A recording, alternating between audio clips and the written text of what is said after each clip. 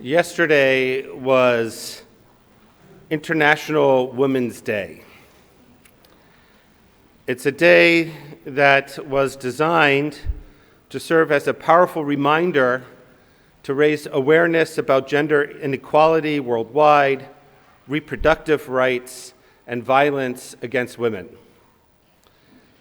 The theme for this year is Invest in Women, Accelerate Progress.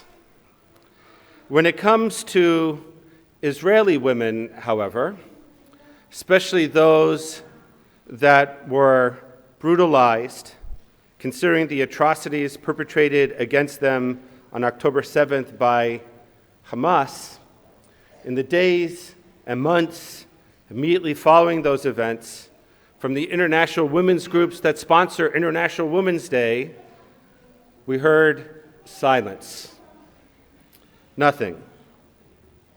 The National Post reported and quoted Orit Sulutsano, who's the executive director of the Association of Rape Crisis Centers in Israel, as saying, in the aftermath of the deadly Hamas terror attacks in southern Israel, the struggle against silence reflected on the world stage, with people ignoring or denying that sexual violence was an integral part of the attacks, and that what Israel is now facing is what any woman who is a victim of sexual violence faces, is a she said, he said, except for it's now Israel is the she, facing other people around the world, insinuating perhaps that it never happened. Thursday evening, for those of us that were present for UJA's Women's Philanthropy program where we believe all women, it was extraordinarily moving to be in the presence of so many people, mostly women, listening to a variety of speakers remind us, as Maureen Leshem did, who founded the 482 Collective, that we are heartbroken. Heartbroken that there is a necessity at this moment in 2024 to come together like this, to push back against what are so obvious lies. We wish none of it was necessary. But it took 4 months for Pramila Patten, the UN Special Envoy on Sexual Violence and Conflict, to conclude that there is clear and convincing information that some women and children and hostages held by Hamas were subjected to rape and to sexualized torture. The report also highlights, surprise, reasonable grounds to believe that such abuses are ongoing, especially for the 19 women that remain in captivity.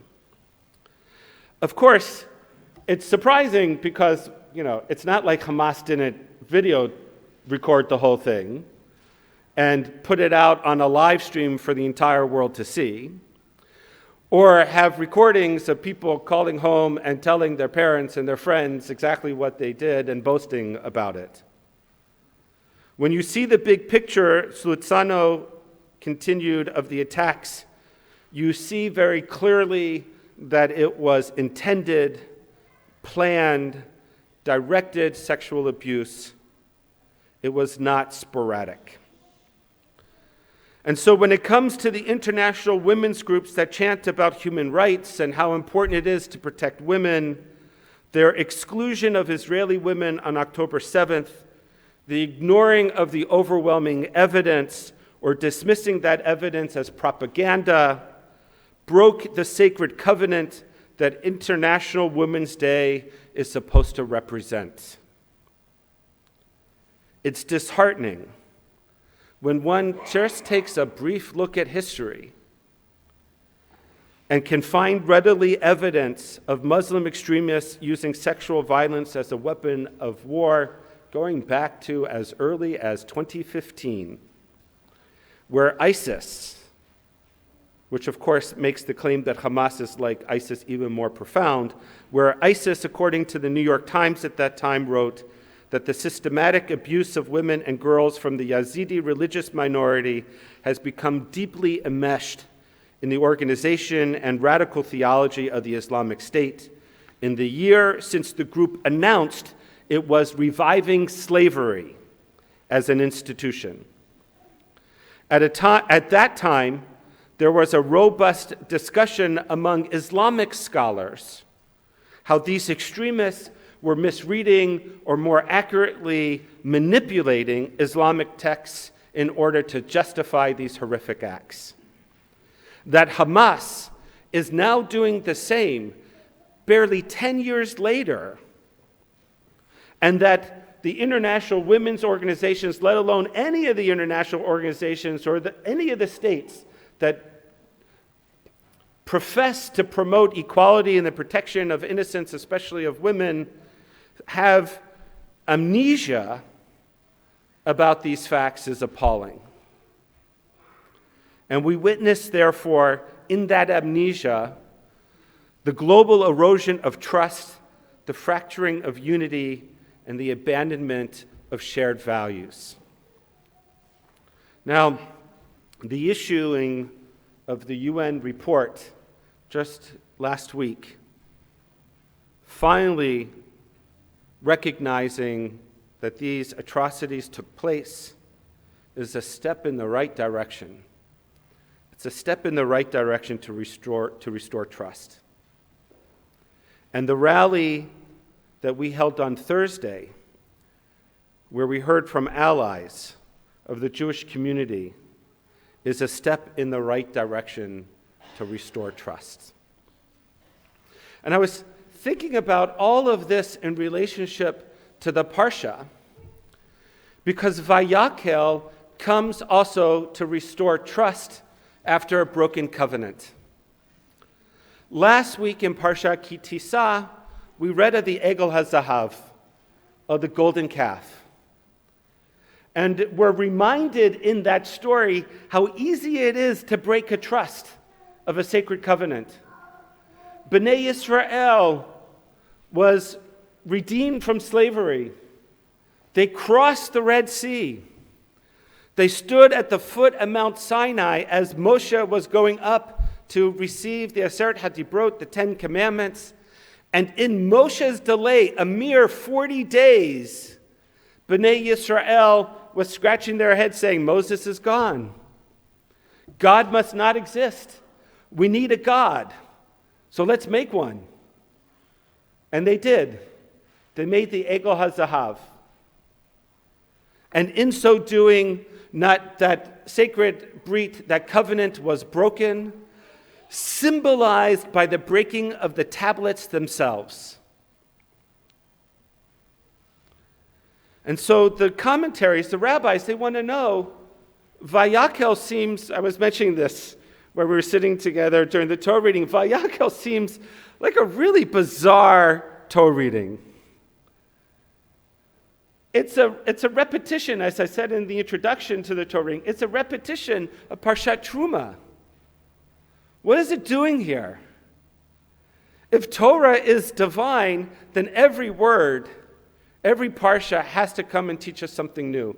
And so the rabbis looked at Vayakhel, and they saw, as Rabbi Friar Botzen pointed out in her remarks Thursday night, they saw a connection between the root of the word kahal, to gather, used in the Egel HaZahav in the golden calf, and Vayakhel here. They saw in the repetition of the building of the Mishkan and the gathering of the people after the broken covenant as a tikkun, an opportunity for repair, to come together having learned the lessons of the Egel HaZahav and to renew the covenant of Bnei Yisrael with God.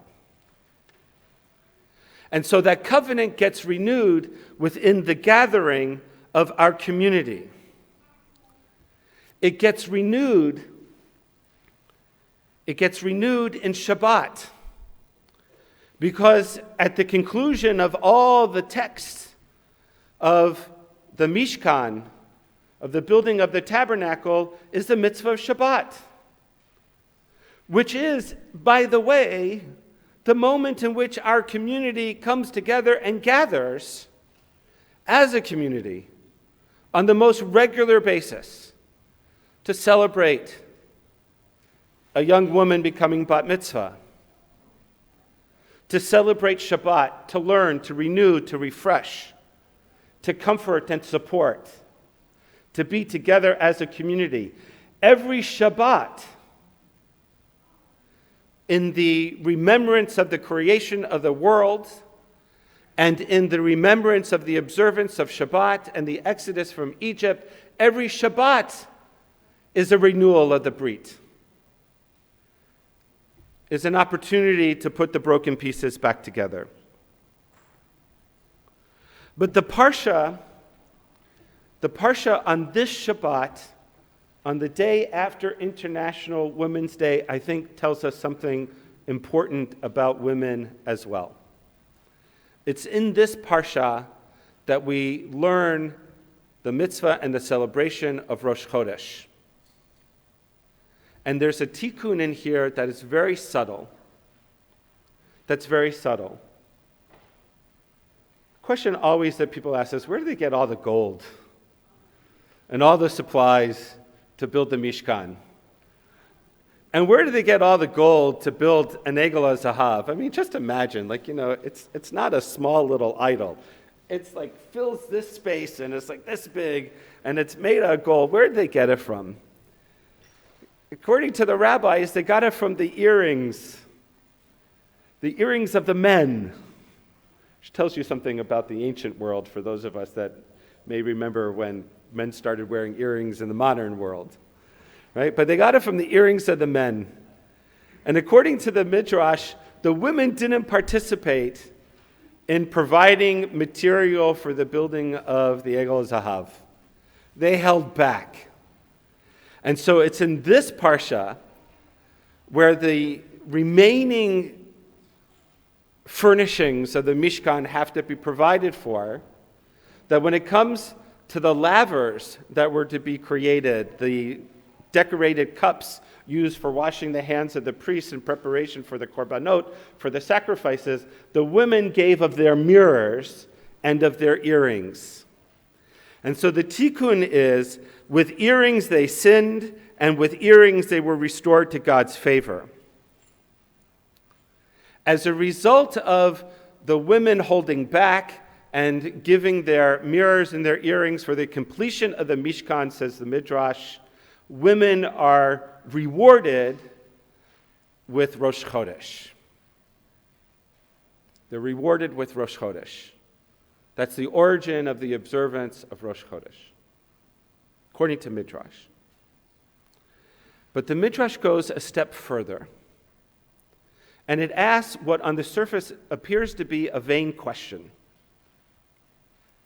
If the women gave up all their mirrors, how then would they beautify themselves?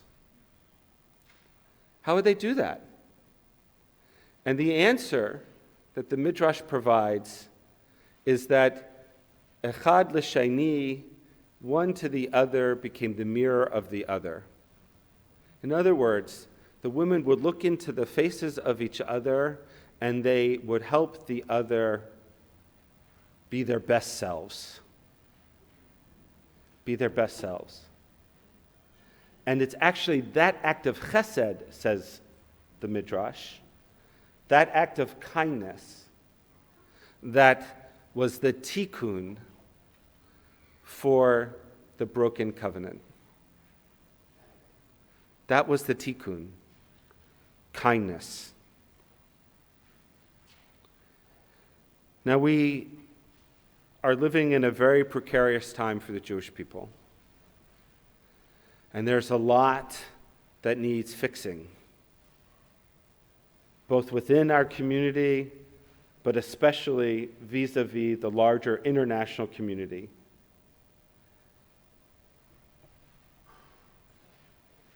And perhaps on this International Women's Day, where there's finally been an acknowledgement of the suffering of Israeli women and an acknowledgement of the great danger that those 19 women still in captivity are facing, perhaps there's an opportunity for kindness that will bring them home. Rabbi Twersky, in this parsha, has a comment on the verse, Vayar Moshe kol ha'malacha v'hine asu otam kasher tziva Adonai ken asu v'yevarech otam Moshe.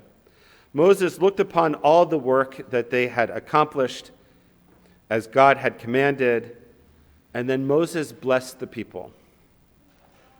Rashi states that the content of Moshe's blessing was, may it be the will that the divine presence rests among the works of your hands. It should be noted, says Rabbi Twersky, that Moses did not say, may it be the will of God to make God's presence rest upon you, but rather may it be the will, which lends itself to a twofold interpretation. May it be God's will and may it be your will. And that, I think, is a very important lesson for us at this time. In our theology, we no longer believe that God functions outside of the partnership of the covenant with human beings. And so if we're going to restore the sacred covenant of international women's groups to Jewish women, to Israeli women in particular, if we're going to restore any of the sacred covenants about hate and anti-Semitism that have been broken in the last 4 months, we cannot simply pray to God that it be God's will. For the blessing that Moshe gives the people in this parsha is, may it be the will and may it be your will, our will. We need to both study Torah and perform mitzvot and do our share in tikkun. Shabbat shalom.